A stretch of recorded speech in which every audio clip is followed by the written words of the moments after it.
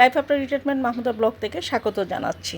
আশা করি সবাই ভালো আছেন। কয়েকদিন আগে আমি বাংলাদেশ থেকে থাইল্যান্ডের পাতায়াতে গিয়েছিলাম। সেখানে আমি কীভাবে সময় পার করেছি তার একটু বর্ণনা আপনাদের সবার সাথে শেয়ার করছি। আশা করি ভিডিওটি ভালো লাগবে। আপনারা অবশ্যই লাইক কমেন্ট করতে ভুলবেন না। আমরা খুব ভোরে রওনা দিয়েছিলাম, যেহেতু আমাদের ফ্লাইট ছিল ভোর 9টায় ইউএস বাংলা, তাই আমরা অনেক আগেই চলে গিয়েছিলাম।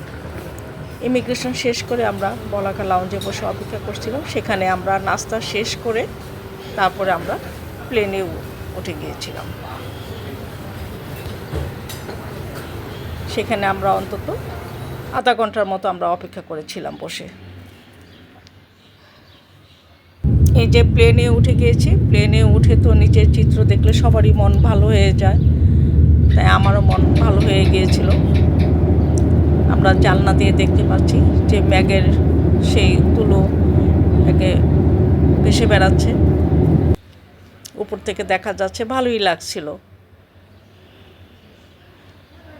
তারপর আমরা পৌঁছে গিয়েছিলাম ব্যাংককে। ওখান থেকে আমরা সরাসরি পাতায়াতে চলে গিয়েছি। একটা গাড়ি ভাড়া করা ছিল আগে থেকে, আমার ছেলে বুকিং দিয়েছিল।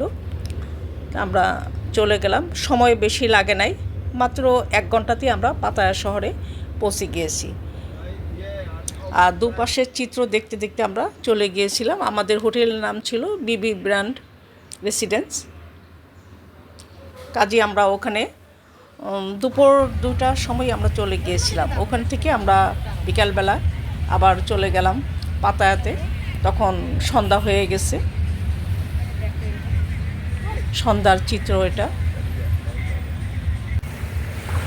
এই যে রাত্রের সমুদ্র কেমন দেখা যায় সেটা দেখে নিলাম। খুব ভালো লাগছে দেখে। রাতের চিত্র অন্যরকম। তারপরে ওখানে সব কিছুই 7-Eleven, ওখানে যেই সবার যা কিছু প্রয়োজনীয় কেনাকাটা ওখান থেকে সেরে নিতে হয় টুকটাক। আমরাও পরদিন সকালবেলা ওখানে যে হালকা পাতলা নাস্তা করে ওখানে কফি খেয়েছিলাম, বসে বসে খাওয়ারও জায়গা ছিল। তারপর পরদিন আমরা জুমটেন বিচে চলে গিয়েছিলাম। এই সি বিচ অনেক সুন্দর, কিন্তু যতই সুন্দর হোক না কেন আমাদের কক্সবাজারের মতো অবশ্যই সুন্দর না। ওখানে আমরা প্রায় দুপুর পর্যন্ত ওখানে সময় পার করেছি।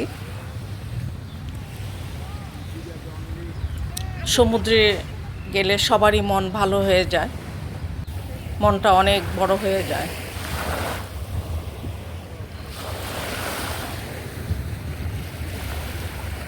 বসে বসে দেখছিলাম সবাই গোসল করছে বেচে নেমে, কিন্তু আমরা তো আর বিচে নামবো না, আমরা দূর থেকেই দেখে নিচ্ছি সব।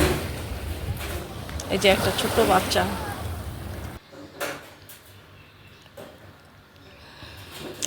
আমরা যেহেতু ভিজে নামতে পারি নাই, কিন্তু পা ভিজাতে আর ভুল করবো না, তাই পা ভিজিয়ে নিলাম। এটা দুধের স্বাদ ঘুলে মেটানোর মতো। তা আশা করি ভিডিওটি অবশ্যই ভালো লাগবে। আপনাদের সবাইকে অনেক ধন্যবাদ।